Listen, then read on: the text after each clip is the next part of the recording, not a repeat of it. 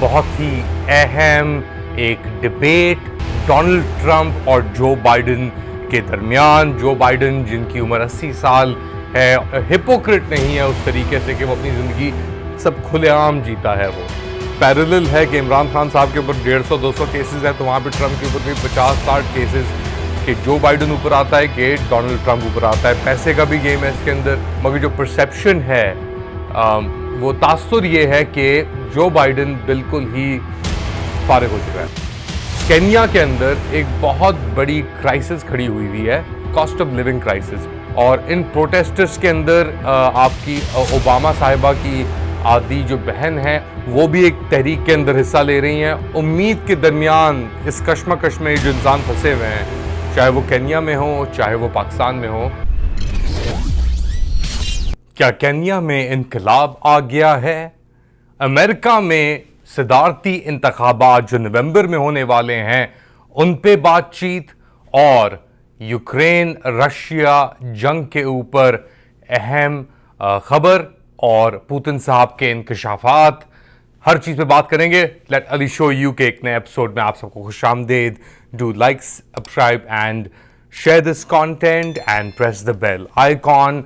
ये हमारी international edition है लेट अली शो यू की। इसके ऊपर हम आपसे बैनुल-अक़वामी जो सूरत हाल है और जो कंडीशन है इस वक्त जो चल रही है दुनिया में, उसके ऊपर बात करते हैं और शुरू करते हैं जो होने वाला है अगले 24 घंटे के अंदर।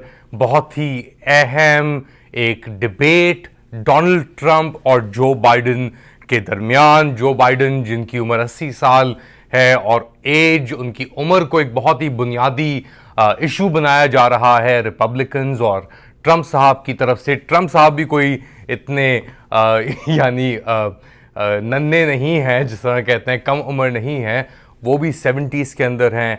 तो ये दोनों जो मंझे हुए आप कह लें, एक तो जो बाइडेन अपने आप को मंझा हुआ सियासतदान समझता भी है, मगर उम्र के साथ साथ जो उनकी हालत है, जैसे आपको ये वीडियो भी दिखाते हैं, ये देखें स्टेज के ऊपर खड़े हुए हैं ये ओबामा साहब एक तरफ हैं, एक फंड रेजर है डेमोक्रेटिक, और जिमी किमल साहब दूसरी तरफ हैं। इसी फंड रेजर के ऊपर इनके साथ जूलिया रॉबर्ट्स भी थी, टॉम हैंक भी थे, एक्टर, एक पूरा डेमोक्रेटिक इस्टेब्लिशमेंट जिसे कहते हैं वो मौजूद थी। और इन्होंने बहुत मिलियंस ऑफ डॉलर्स भी रेस किए, जमा किए इस फंड रेजर के अंदर। ओबामा साहब भी साथ में थे और सेलिब्रिटीज भी थे, मगर जब ये एंड के अंदर फ्रीज हो गए, यानी स्टेज के ऊपर खड़े हुए हैं बाइडेन साहब और वो एकदम फ्रीज हो गया, और फिर ओबामा साहब ने टैक्टफुली अपने आप को मनूवर करके उनको पकड़ा और हाथ उनके ऊपर रख के पीछे उनको स्टेज से वो लेके चले गए।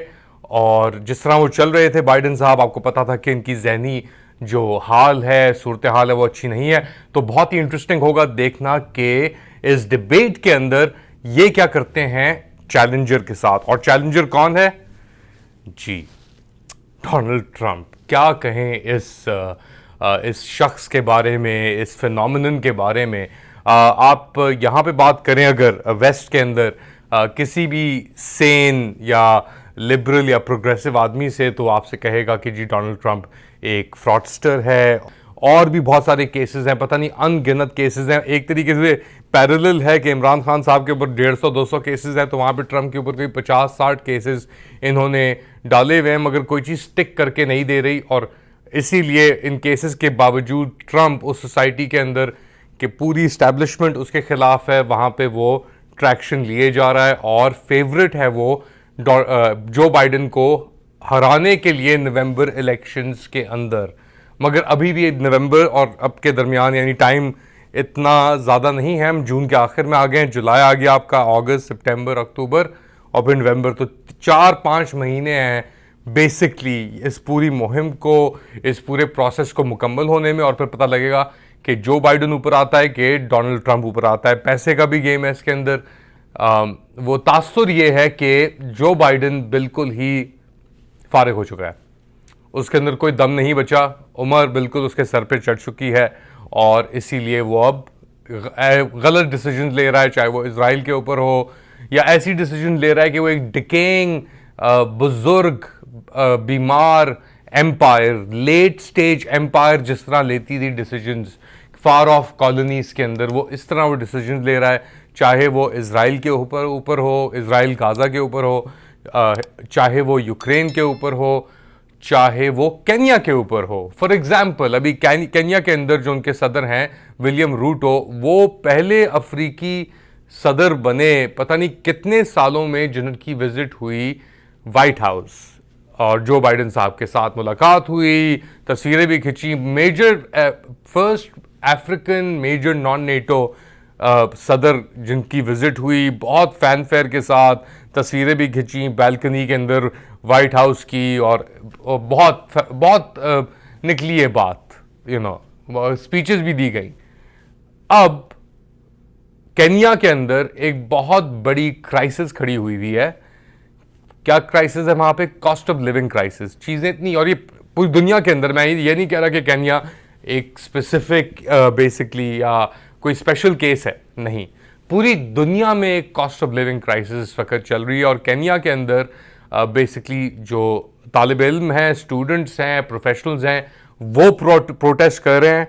और इन प्रोटेस्टर्स के अंदर आपकी ओबामा साहिबा की आदि जो बहन है, आउमा ओबामा करके मेरे ख्याल से उनका नाम है, आउमा ओबामा, वो भी एक तहरीक के अंदर हिस्सा ले रही हैं। और ये प्रोटेस्टर्स जो हैं, ये विलियम रूटो साहब जो बाइडेन साहब के बिल्कुल ही चड्डी बड्डी आप कह लें एक तरीके से बने हुए हैं, होपलेसनेस, बिल्कुल ही बेबसी और उम्मीद के दरमियान इस कश्मकश में जो इंसान फंसे हुए हैं, चाहे वो केन्या में हो चाहे वो पाकिस्तान में हो, वो पिसते ही पिसते हैं। और केन्या के साथ तो वैसे ही पाकिस्तान का एक बहुत अहम नुक्ता भी बनता है, वो है अरशद शरीफ का कत्ल। क्या वजूहात थी, क्या कवर अप था, कहानियां कितनी बार चेंज हुई, हमने इसके ऊपर पता नहीं कितनी बार बात की है। एक पैरेलल वहां पे भी है। पाकिस्तान और केन्या सिमिलर किस्म के सिक्योरिटी स्टेट्स हैं। इनकी सिक्योरिटी इस्टेब्लिशमेंट के दरमियान बहुत सारी डीलिंग्स रही हैं, जारी हैं और चलती रहेंगी। एंड में बात आके पैसे पे ही रुक जाती है, चाहे वो केन्या में हो चाहे वो अमेरिका में हो, ये बाइडेन और ट्रंप इलेक्शंस के दरमियान, चाहे वो पाकिस्तान के अंदर हो, कि किस तरीके से कौन किसको कितनी इज्जत देता है। पाकिस्तान की इतनी इज्जत क्यों नहीं? क्योंकि पाकिस्तान के पास पैसे नहीं है। पाकिस्तान हर जगह पैसे मांगने पहुंचता है, पैसे देने नहीं पहुंचता। तो एक बहुत बड़ा डिफरेंस है ऐसी। और पाकिस्तान की एक वैल्यू होती है ना, न्यूसेंस वैल्यू, कि चलो 80s के अंदर तो रशियंस आ गए थे अफगानिस्तान, तो एक न्यूसेंस वैल्यू थी अफगानिस्तान के अंदर, बड़ी एक अहम जंग थी। अब तो बेसिकली तालिबान अमरीकियों के साथ ही बैठे हैं, रशियंस के साथ ही बैठे हैं, हर किसी के साथ बैठे हैं। यूक्रेन और पाकिस्तान के अंदर एक कॉमनैलिटी है कि दोनों पैसे मांगने जाते हैं। डिफरेंस ये है कि यूक्रेन को पैसे मिल जाते हैं और पाकिस्तान को पैसे नहीं मिलते। यहां तक कि यूक्रेन अपनी जंग हार रहा है और बहुत बुरी तरीके से हार रहा है। और उनके अपने जो सदर हैं वो भी ये कह रहे हैं बार बार, जो ज़ेलेंस्की साहब हैं, जो अमेरिकन एक तरीके से पपेट आप कह लें समझे जाते हैं, वो भी ये कह रहे हैं कि जी बस हालत टाइट हो गई है, किसी वक्त भी सीन ऑफ हो सकता है। यूक्रेन अभी क्यों आपसे मेंशन कर रहा हूं? क्योंकि बात आखिर पे पैसे पे रुकती है। और अगर ट्रंप जीत गया तो फिर यूक्रेन के पैसे कट सकते हैं। स्पेंडिंग जो है इसके ऊपर, वो उसको कंटेन करने की कोशिश कर सकती है। वो एक और ख़तरनाक बेसिकली एक मरहले में आ सकती है, एक चीज़ लेके जा सकती है कि 2 साल से आपने फोकस किया इस जंग को फीड करने में, पैसे उसमें आग में आप तेल डालते गए, अब उसको आप एकदम रोक भी नहीं सकते क्योंकि आपके पास मवाद मौजूद है। अगर आपने उसको कंटेन रोकने की कोशिश की, वो अंदर ही फट जाएगा आपके। तो बहुत सारी चीज़ें अगले कुछ एक माह में, कुछ महीनों में, 1 साल के अंदर होने वाली हैं, हम विटनेस करेंगे, जो अब हमें शायद हिला के रख दें।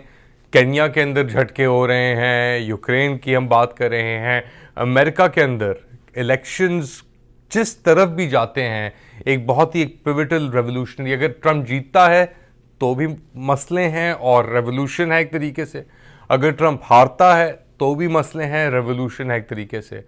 और अमेरिका में जो होगा उसके रेपरकशंस पे पूरी दुनिया में होंगे, including in Pakistan, including in Kenya, including in Ukraine, Russia, Israel, Gaza, उसकी तो हमने बात ही नहीं की कि वहाँ पे क्या हो रहा है। तो ये पूरा एक निज़ाम एक तरीके से जहाँ पे अमरीकी एक हेजेमनी है मौजूद है इस पूरे सिस्टम के अंदर। मगर जैसे बाइडन साहब बुज़ुर्ग और बूढ़े हो चुके हैं, बेबस हो चुके हैं, उनको एक तरफ G7 में मेलोनी साहिबा चाहिए इटली की कि वो आके उन्हें हाथ लगाएं और कहें कि आप इधर देखें, उधर कुछ नहीं है।